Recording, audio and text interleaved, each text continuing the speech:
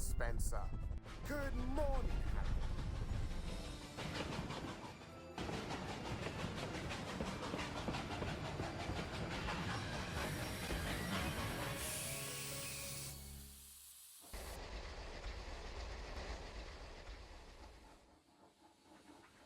I was on time and everyone knows it, but the manager's still scolding me. I just can't understand why. Well, Spencer, maybe it has to do with the fact that you stalled on the hill again after not filling up on water again. Are we noticing a pattern? It's deplorable, Spencer. You give tender engines a bad name. Oh, put a sock in it. You sound like manager, and I've just about had enough of him. Max, this is not the island of Sodor. Manager isn't going to praise you if you arrive on time. We're not family, we're money makers. Come now, Truro. Manager means well. Everyone knows Truro, it. When the Flying Scotsman comes around again, you're not going to go into hiding again. Caused a right deal of delay last time. Silence.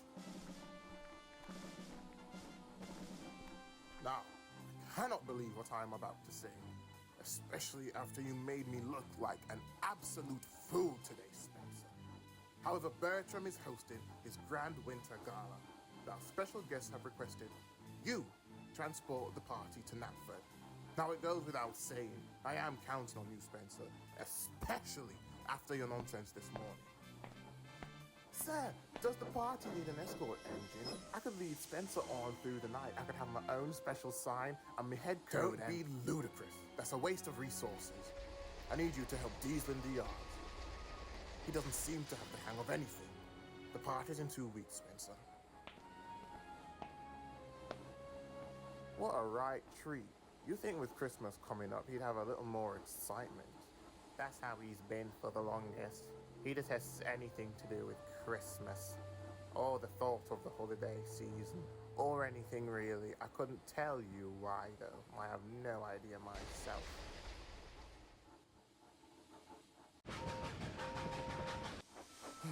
That's my cue.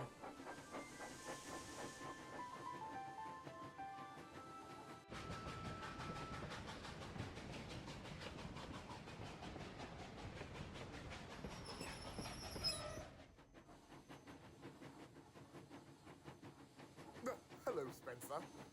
Heard you had a mishap once again with water. If you keep this up, they might have to make you an electric engine. Careful, Spencer. Where's Ginty when you need him? Oh, yes! The Fat Controller is hosting his annual Christmas gala at Knapford. And I just know that he's going to ask me to collect the special guest. After all, I am the fastest, and I am the best. I say, Spencer, when you bring the special guest to Maxwell, do take care. Oh, hello, Gordon. Have you heard that our good friend Spencer's been tasked with some very important passengers? Just wanted the piston for that old show-off. Well, that's a very important job, Spencer. Props to you. We know you're up for it. You'll do amazing, I promise. Except maybe the manager. Do we know if he's on the train or if he'll drive his car like he did last year? I was also wondering the same thing. Whatever the case, you have to be on your P's and Q's, Spencer. Those only apply when you need to use your manners, not when you're pulling a train. Well, obviously what I meant was he needs to remain sharp because he's not a diesel, so he's not just going to go. I'm gonna say you're wrong.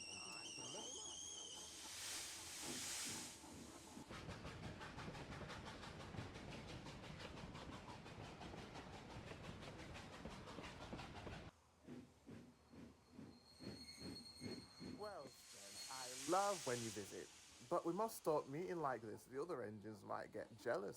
Max, do you think the manager actually trusts me? You all always complain about his treatment, but I genuinely think he just wants to run a good railway. Well, I don't think manager likes anyone, actually. He seems full of it. You've put up with his nonsense the longest ago, so I figured you'd go to bat for him, but you shouldn't let him treat you like this any longer. We've all seen it. He bashes you unapologetically and goes about his day. You deserve better, and you'll show him better when you pull that train without any issue.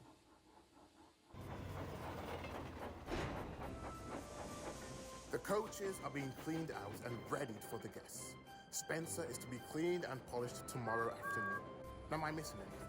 There was talk of a light snow in the morning of the gala. Spencer won't need a snowplow, but he will need extra sand. It'll be cold, so many of the rails will be frozen over. It doesn't sound safe. Well, we aren't cancelling the train, especially when all the visitors have paid to see one of Sir Nigel's best designs in action. Spencer will just have to be careful, but even that seems like too much of a task for him. Leave it alone, or you might get in trouble as well. Any plans for Christmas, sir? Me and the missus are going to Jamaica for a week. I haven't time to deal with any Christmas plans. I have a railway to run. I suggest you focus on your yard, as these engines seem to be more idle than ever. Yes, sir. Merry Christmas, sir. Bossy buttons.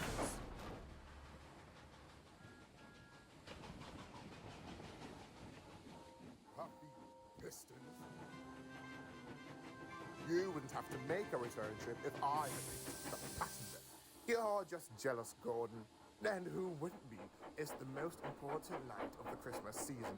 You're absolutely green with envy. Well, you're just an engine who uses your sister's record as an ego boost. Now, how about that? Well, Spencer, you're all set for tomorrow. Your manager has also agreed to let you spend Christmas on the island of Sodor and return home the day afterwards. Well, it isn't like we have any plans on the mainland anyways. Spencer should consider himself lucky that he was even given such an opportunity, considering his last few slip-ups.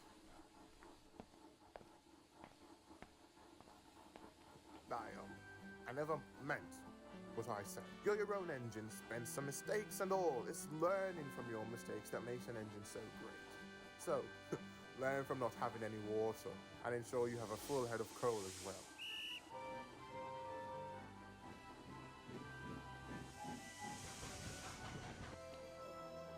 I won't see you until tomorrow, so Merry Christmas, Spencer. Cheer up, Max. He'll get to Sodor one day. Yeah, sure, when Diesel take over, maybe. Here comes the fish engine. See you tomorrow, Spencer. And remember, you're great. Come on. Get on with it, Spencer. We don't have all night.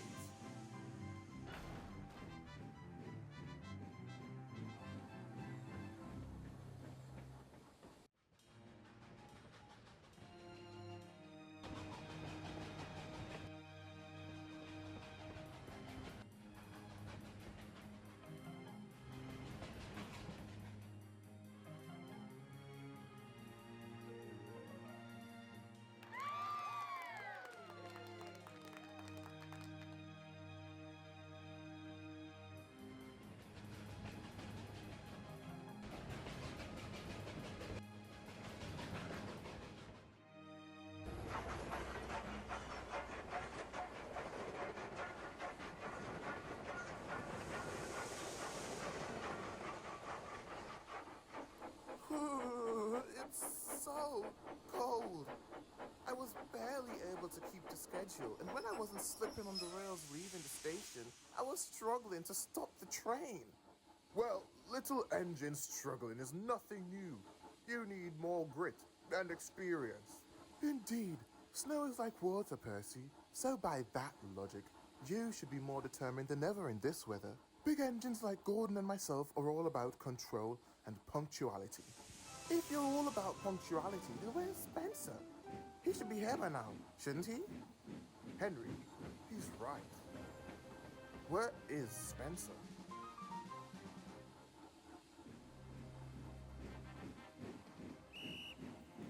We'll be on time. We'll be on time.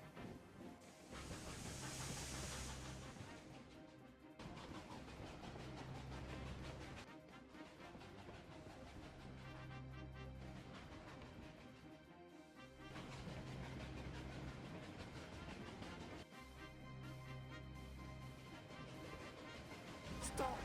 Stop!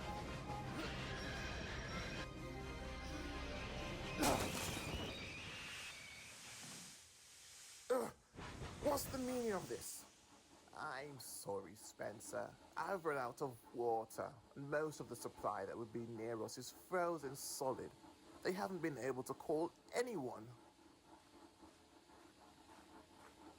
Oh, what is your problem, Spencer? It seems you can never do anything right. When there's a blockage on the track, you reverse and you take another track. But, sir, Edward He is a blockage that can be moved. We need to move, Spencer. Sir, respectfully, we cannot leave Edward here. It is cold and it is slippery, and no one will be venturing out here at this point in time. So please, go back to the coaches and look after your guests. I hope you like the sound of goods trains. After this, that's all you will be seeing until you ultimately become scrap metal. Well, that was certainly something. I hope you enjoyed it, seeing as that was my last hurrah. It isn't over yet, Spencer. Go at it. Onward to nothing.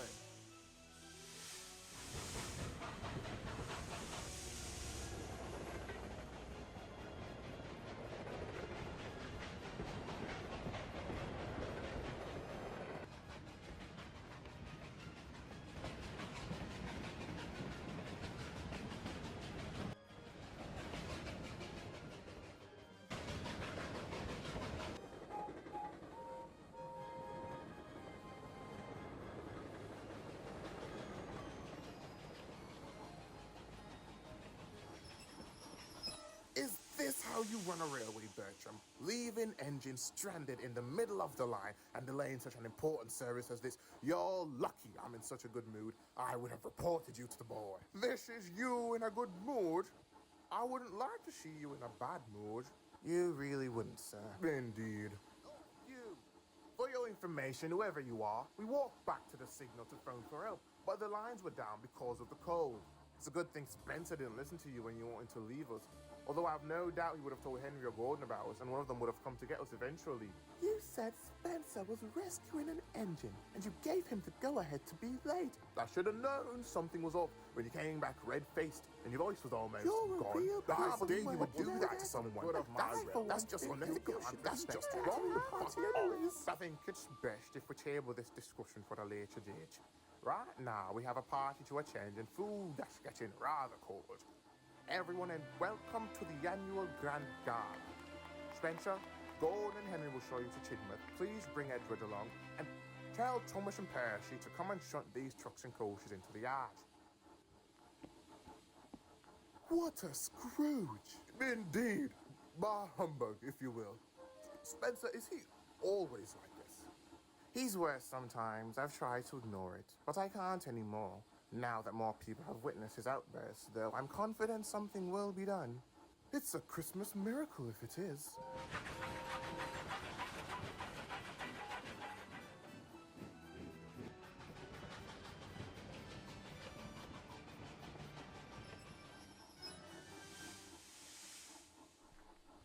He probably won't tell you this, so I will. Well done, Spencer. In spite of the shortcomings and the weather conditions, you brought your passenger safely and you rescued Edward from his predicament. You're a really useful engine, Spencer. Don't ever forget it. Thank you, Sir Tottenham.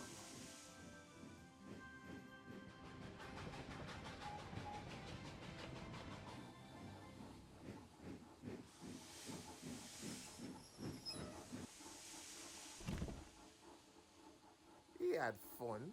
Either that, or something bad happened and he's facing the consequences of his actions. Well, it isn't like he doesn't deserve some bad karma. How was your trip, Spencer? It was eventful. Rather eventful. I'm happy to be back, though. The sheds were rather crowded. They must rebuild that. Well, we missed your midnight rants. Christmas wasn't the same without your arrogance. You'll get plenty next year. Manager says I'm permanently put on goods trains. He said what? Can he do that? Well, yes, he can, but why? It's a long story, my dear chap. Let's go to the sheds and I'll tell you all about it there.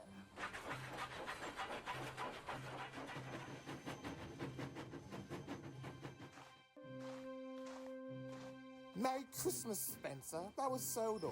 Maybe come back with a good I've report. been demoted to goods engines because I saved Edward from a potential accident, Stepney. That's my report. I wanted to prove myself to the manager, and now I'm nothing to him. Always was, and apparently always will be. You were right, Max. Merry Christmas. I never thought you would get so pissy about a rescue, but here we are. You really are a piece of work, Mr. McNamee. Here's the finalized schedule for tomorrow. Let me know what changes I need to make. Merry Christmas.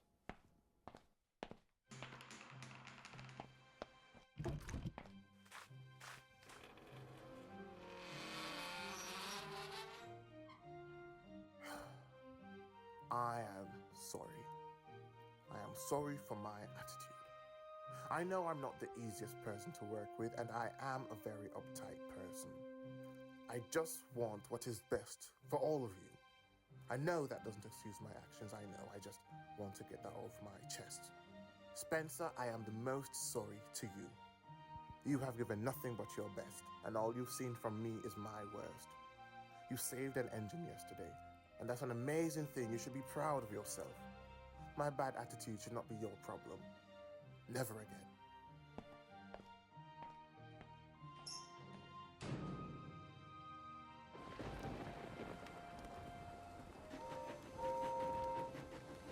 You know, Gordon, the manager, apologized. I don't know why he apologized, but he did. Is that not a good thing? He apologized for his actions. That's good for him and for you. Is it? I don't feel good. What could you possibly want now? I really am sorry, Spencer. Not just for yesterday, for everything. I know you might not want to forgive me, but I do. There's a time to forgive, and I'm sure one day I'll forgive you, sir. But right now I can't. Right now isn't the time. I accept your apology, but you must know that there is a difference between acceptance and forgiveness.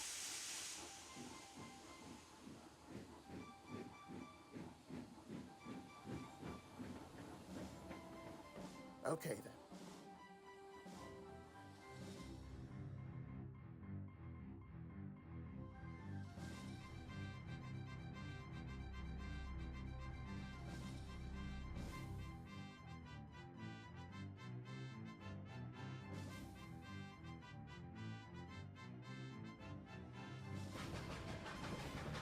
Good morning,